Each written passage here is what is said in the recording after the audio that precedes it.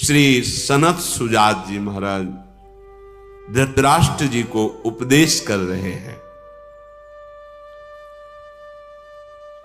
महाराज, जिसके जीवन में ये 6 प्रकार का त्याग होता है वो निश्चित परम कल्याण को प्राप्त हो जाता है।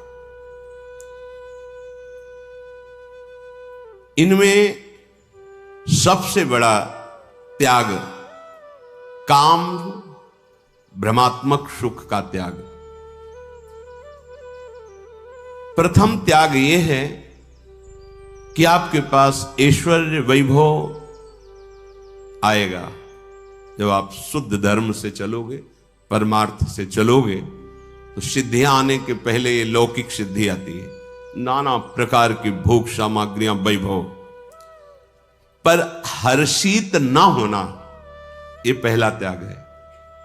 वैभव, ऐश्वर्य, सुख सामग्रियां आएंगी तो जैसे सूर्य अपनी किरणों से जल को संग्रह करके और फिर वहीं बरसा देता है, सूर्य का कार्य जल को अपनी किरणों से संग्रह करता है और फिर वहीं बरसा देता है। ऐसे ही भगवत दासों का स्वभाव होता है, संग्रह हुआ फिर उन्हें मिटा।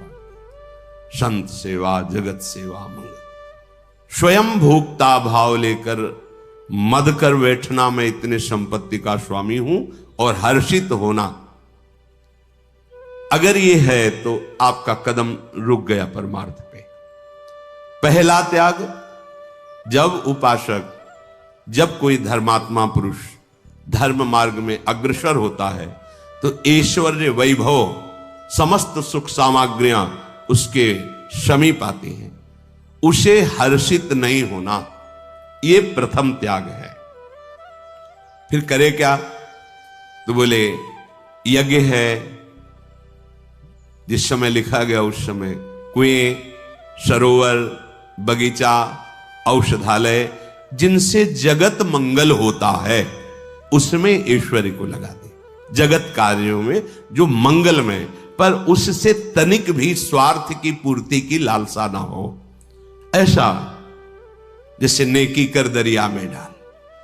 अपने प्राप्त ऐश्वर्य भोग सामग्रियों को जिनके पास वो सामग्रियां नहीं है उनके सुख के लिए लगा देना।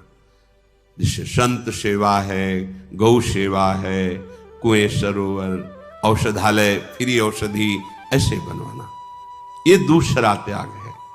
तीसरा, जो सबसे बड़ा त्याग पहले बताया गया, कि ये तीसरा त्याग बहुत कठिन है और ये होना ही चाहिए यदि भगवत प्राप्ति करना है। क्या? काम सुख का त्याग। ये बहुत छाया हुआ है, इसका प्रभाव बहुत जोर का है, ये लोक लोकांतर में भी सब छाया हुआ है। मुख्य बैरी यही है।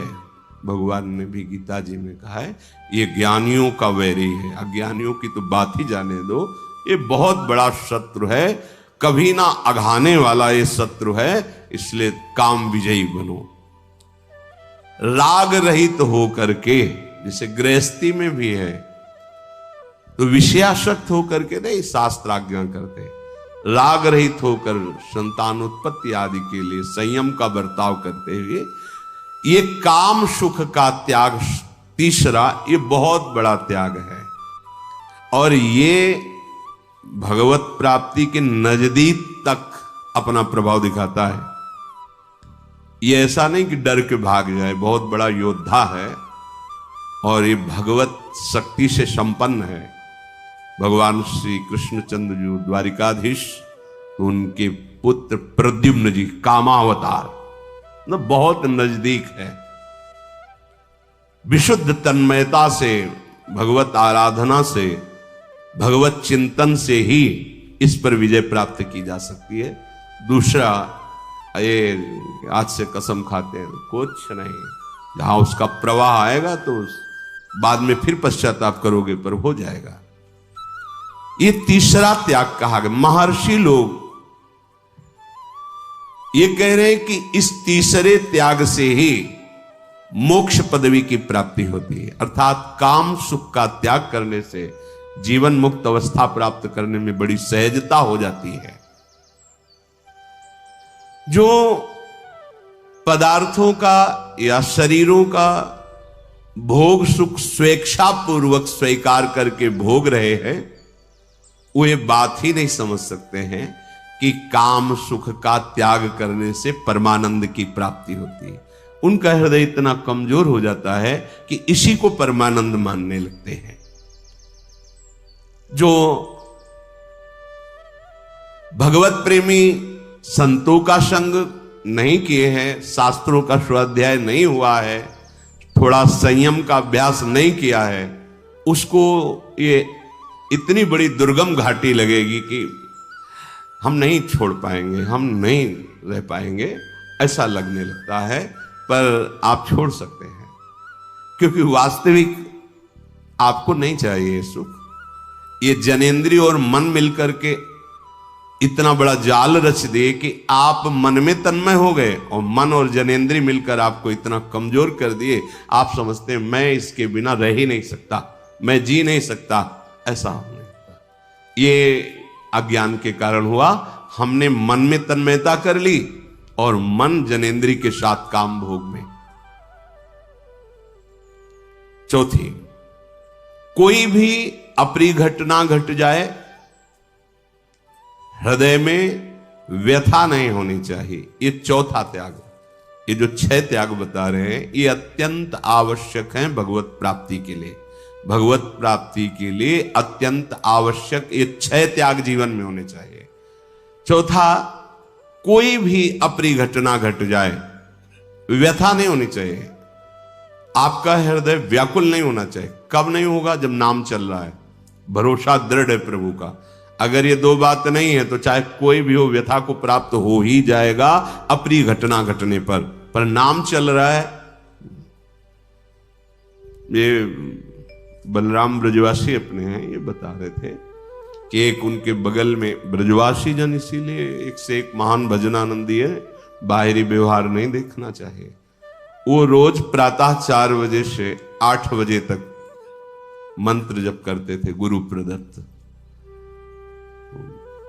अपने भजन करने के बाद ही उठते थे, किसी भी परिस्थिति में भजन नहीं छोड़ते थे। वो बैठना ही है उतने समय तक।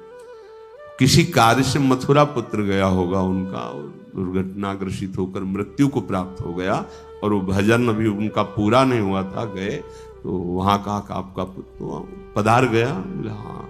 बोले ठीक है, आप लोग व्यवहार करो जो, और 8 बजे के बाद ही हम उपस्थित हो पाएंगे। अभी तो क्या मतलब क्या बात है, देखो इससे बड़ी अप्रिय घटना क्या हो सकती है?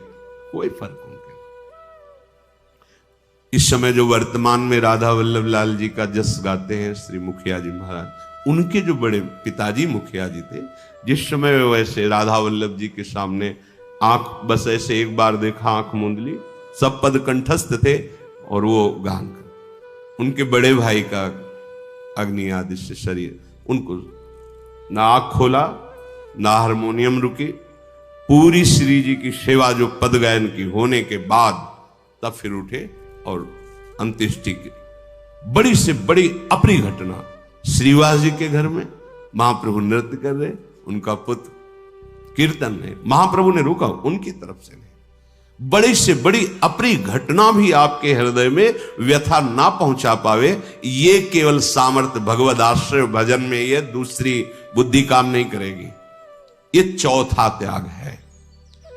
अपने अभीष्ट, अपने को जो भी प्रिय लगता है, जो भी प्रिय लगता है लौकिक, कभी किसी से कहे ना, ये 5वां त्याग है।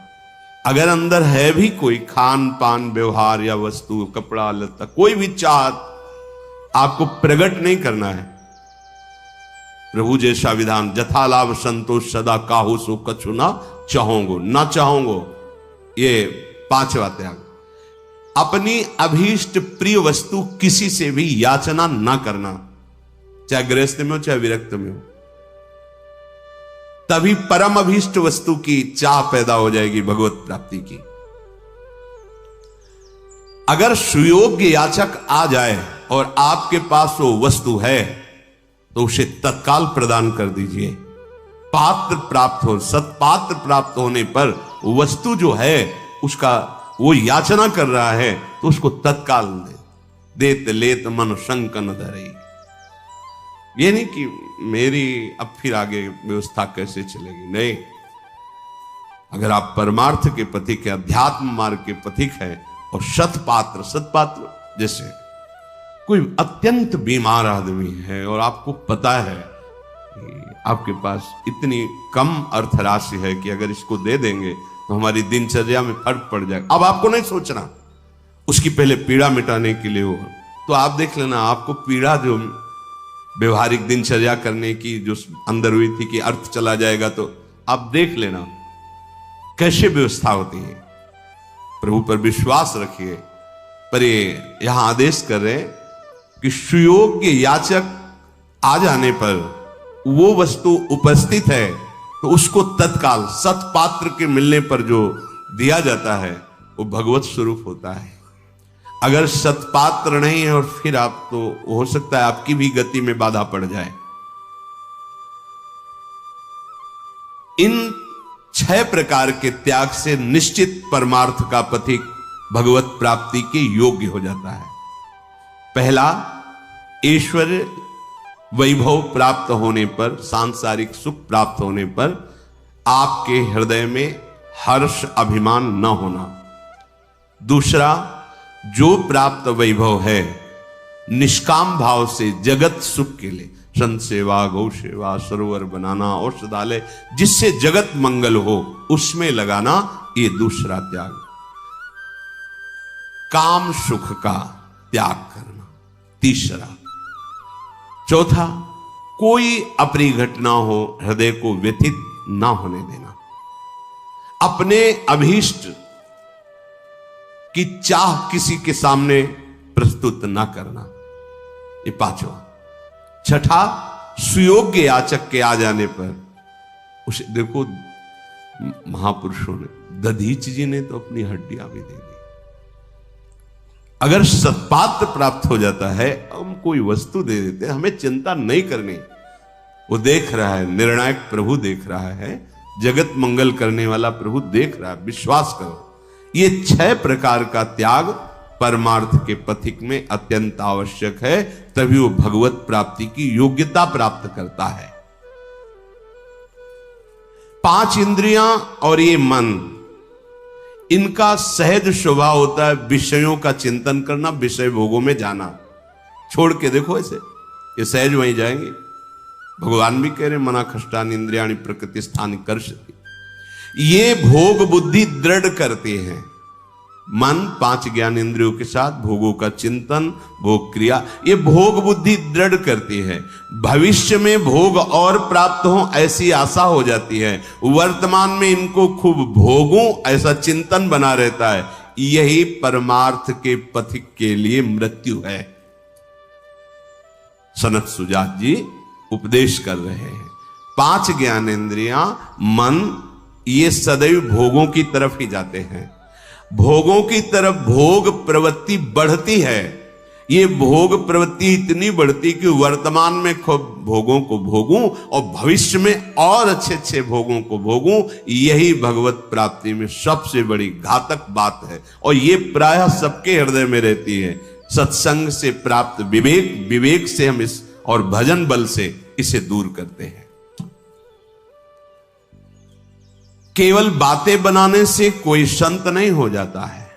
सनत सुजात जी कहते हैं, तस्मात् क्षत्रे माम मास्ता जल्पिते नयो वैदुजम या एव सत्यान्नापेति स्यागयो ब्राह्मणस्त्वया। वही ब्रह्म ऋषि है, वही महात्मा है, वही संत है जिसकी हर समय स्थिति परमात्मा में होती है। केवल बातें बनाने से ही कोई संत नहीं हो जाता है। जो सत्य स्वरूप भगवान में नित्य निरंतर स्थित रहता है उसी को ब्रह्म ऋषि कहा जाता है, उसी को भक्त कहा जाता है, उसी को संत कहा जाता है। हर समय भगवदाकार वृत्ति। देख लो संत का भाव क्या, हर समय भगवदाकार स्थित। आप रह ही नहीं सकते। अभ्यास कीजिए, थोड़ा हृदय पवित्र हो, भारी व्याकुलता होती है। अगर कुछ भी क्षण ऐसा लगा कि प्रभु से बिलक वार्ता या चेष्टा ऐसा, तो हृदय जलता है। ऐसा क्यों? कौन सा सुख चाहिए तुम्हें? क्या अभी तुम्हें ये ज्ञात नहीं है परम सुख प्रभु है? धिक्कार पैदा हो जाएगी मन में, नहीं, व्याकुलता पैदा। अभी तो घंटों व्यर्थ चले जाते हैं, कोई जलन ही नहीं होती आपको। अभी अंतःकरण, अभी अनर्थों की निवृत्ति नहीं हुई, पवित्र नहीं हुआ।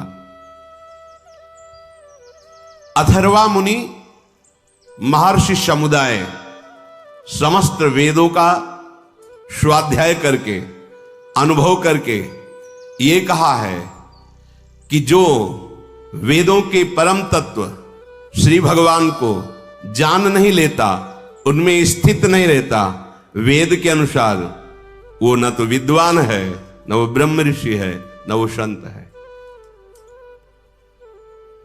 बड़े बड़े मुनियों ने वेद शास्त्रों का स्वाध्याय करके, अनुभव करके निष्कर्ष निकाला है कि परमात्म तत्व का बोध, निरंतर भगवदाकार स्थिति भजन यदि नहीं तो सब वेद कंठस्थ हो, सब सिद्धांत का प्रवचन हो, फिर भी वो न तो विद्वान है, न संत है, न ब्रह्म ऋषि है। लक्ष्य क्या है शास्त्रों का? प्रभु में स्थित हो जाना। ब्रह्मविद ब्रह्मवि भवति, ब्रह्माकार वृत्ति, भगवदाकार वृत्ति। जो केवल वेद वाक्यों का उच्चारण करता है, वेद वाक्यों का लक्ष्य प्रभु परमात्मा को नहीं जानता है, वो विद्वान नहीं है, वो ब्रह्म ऋषि नहीं है। कहे न वेदानाम वेदिता कश्चिद अस्ति कश्चित त्वेतान बुध्यते वापि राजन, यो वेद वेदान न सवेद वेद्यम सत्य स्थितो यस्तु सवेद वेद्यम। केवल वेद वाक्य कंठस्थ हो गए, वेद का परम लक्ष्य जो प्रभु हैं, परमात्मा हैं, उनके भजन में तुम्हारी स्थिति नहीं, निरंतर परमात्म तत्व में स्थिति नहीं, तो तुम वेद को नहीं जानते, वेद के रहस्य को नहीं जाना, तो तुम कैसे ब्रह्म ऋषि हो गए, कैसे तुम संत हो गए? अर्थात वही संत, वही महात्मा, वही विद्वान, वही ब्रह्म ऋषि जो परम सत्य परमात्मा में निरंतर स्थित है।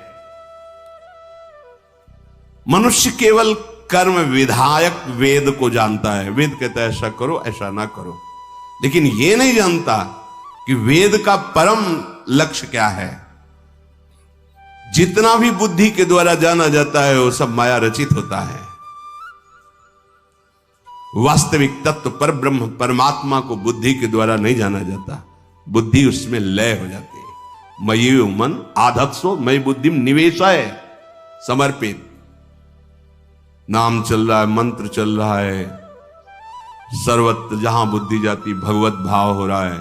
अब बुद्धि में भगवान प्रकाशित हो जाएंगे, बुद्धि वहां नहीं पहुंच पाती, प्रभु उसमें प्रकाशित हो जाते हैं।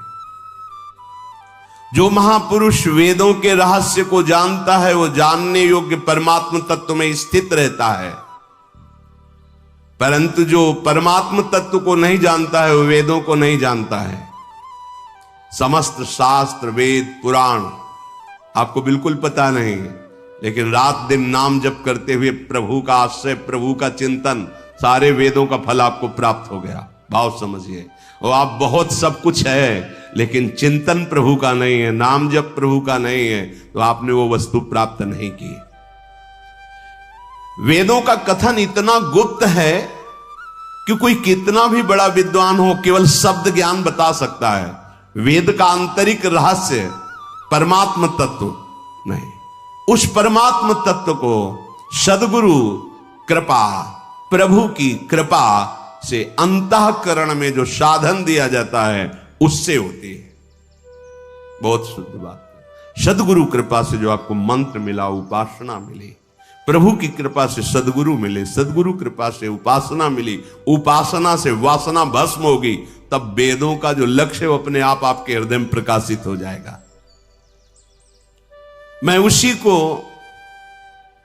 संत समझता हूं जो परमात्म तत्व में स्थित है, प्रभु के सिवा जिसका कहीं भी कोई अस्तित्व नहीं।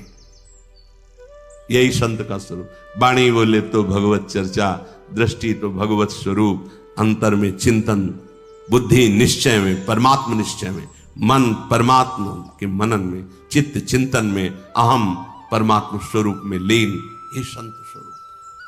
मतलब भगवान और भगवान के जो संत जन, अंतर नहीं, क्योंकि बाहर से शरीर केवल है, अंतर से पूर्ण तन्मय प्रभु में है। श्री सनत सुजात जी, मैं तो उसी को संत समझता हूं जो परमात्म तत्व को जानने वाला है, परमात्म तत्व में स्थित है, परमात्म चिंतन के सिवा जो और नहीं। केवल वेदों की व्याख्या कर देना, अर्थ बता देना, उससे संदेह नहीं मिटता। संदेह अनुभव से मिटता है, अनुभव भजन से होता है। भगवत प्राप्ति की खोज के लिए कभी पूर्व या दक्षिण, पश्चिम या उत्तर की ओर भागने की जरूरत नहीं है। इस दिशा को, इस तीर्थ को, इस भागने की जरूरत नहीं। सनत सुजात, नास्य पर्येषणम गच्छेत प्राचीनम नोत दक्षिणम नार्वाचीनम कुतस्तिर्यंग नादिशम तु कथंचन।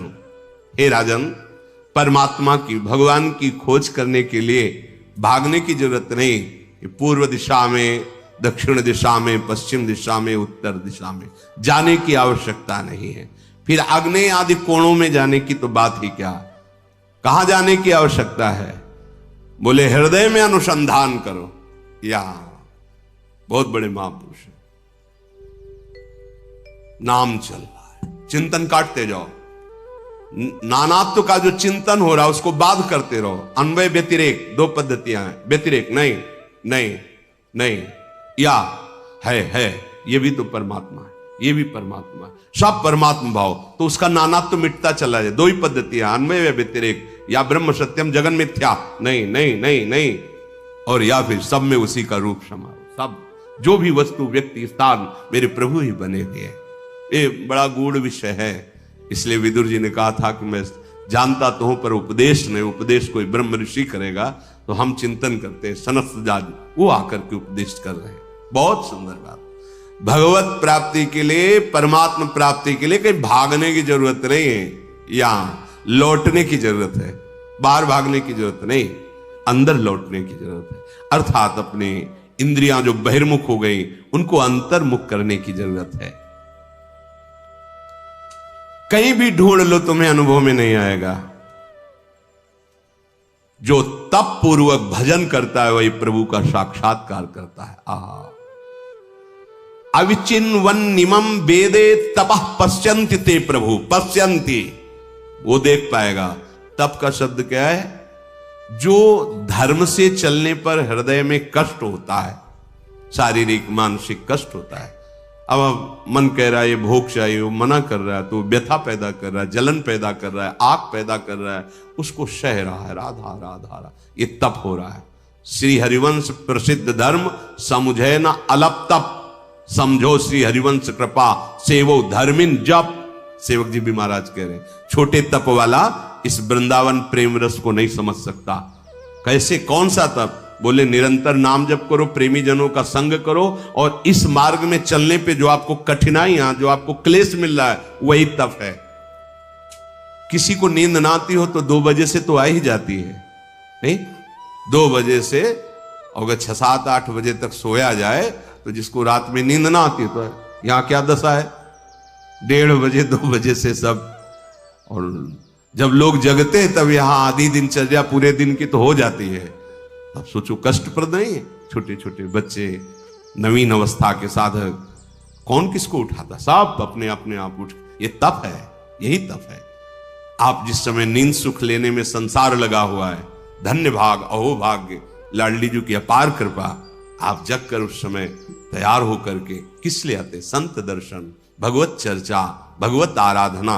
ये नींद का त्याग, विश्राम का त्याग करके, ये तो परमहंसों की दिनचर्या होती, 2 बजे रात्रि के जग करके दिनचर्या। तो आप सोना भी चाहे तो नहीं सो सकते हैं। कितनी कृपा लाडली जी की है। ये जो अपनी दिनचर्या में कष्ट मिलता है, यही तप है। इसको सह जाना। बाह्य तपस्या का खास यहां कोई महत्व नहीं है। अपने धर्म पे चलने में जो भी बाधाएं आती उनको सह जाना तप कहते हैं। श्री सनत सुजात जी कहते हैं भगवत प्राप्ति के अनुसंधान के लिए कहीं भागने की जरूरत नहीं कि भाई इस दिशा में जाओ तो भगवान मिल जाएंगे, इस दिशा में जाओ। आपको अंतर्मुख होने की जरूरत है। जो प्रभु की प्राप्ति होती है, प्रभु का साक्षात्कार होता है, वो दो बातें बताइए, एक तप और एक भजन। तप पूर्वक भजन करने से, तप पूर्वक जैसे हमें जो सुख भोगों की लालसा है मन को, और वो नहीं देते, धर्म विरुद्ध है तो नहीं देते, तो वो हमें जलाता है। उस जलन को सह जाना। अगर किसी ने निंदा कर दी, गाली दे दी, अपमान कर दिया, तो हृदय जलता है। बस उसी जलन को सहना, उसी ताप को सहना तप है। असली तप वही है। ऐसी आपकी तपमयी वृत्ति हो और भजन हो तो कहीं भागने की जरूरत नहीं है। यही भगवान का साक्षात। प्रथम भी अभी जो चर्चा हुई थी उसमें था कि वो हृदय में अपने प्रियालाल को देखता है। सत्य विषय यही है। वाग इंद्री को बहुत सावधान रखने की जरूरत है उपासक को। इतने बड़े महापुरुष कह रहे हैं। ये बहुत छूट दे देने पर भारी मलिनता पैदा कर देती है वाक इंद्री। कुछ बुरा तो नहीं कर रहे ना। वाक इंद्री को संभाल लो, वाक इंद्री को। इसी में दो इंद्रियां हैं, एक है रसेंद्री और एक वाक। अगर इतना संभल गए तो पूरा पूरा परमार्थ का स्वरूप आ जाएगा। इसी से सब बिगड़ता है। रसेंद्री बिगड़ गई तो जनेन्द्री बिगड़ गई, वाकेंद्री बिगड़ गई तो परमार्थ बिगड़ गया। वाणी से भारी अपराध हो जाते हैं। ये देखो बहुत करे, ये वाकेंद्री से बहुत बड़ा अपराध बन जाता है। आपको इसी से भ्रष्ट हुए थे स्वर्ग से महाराज आयाति, समय सर के बल स्वर्ग से फेंक दिए गए, केवल इतना अपराध। और इतने सुकृत थे कि देवराजेंद्र सलाह कर रहे थे कि इनके तो सुकृत कभी नष्ट होंगे ही नहीं, और कोई अपराध शारीरिक नहीं, वाक इंद्रिय से अपराध बना। और इसलिए बहुत होश में, बहुत होश में इस वाक इंद्रिय से बहुत अपराध बन जाते हैं अच्छे अच्छे साधकों से। तुलना जहां आप करने लगोगे वहां गिर जाओगे, ध्यान रखना। तुलना शब्द को परिचय में प्राप्त करो अपने दिमाग में। किसी से किसी की तुलना, अपने से किसी की तुलना, ये बिल्कुल अपराध में उतार देगी।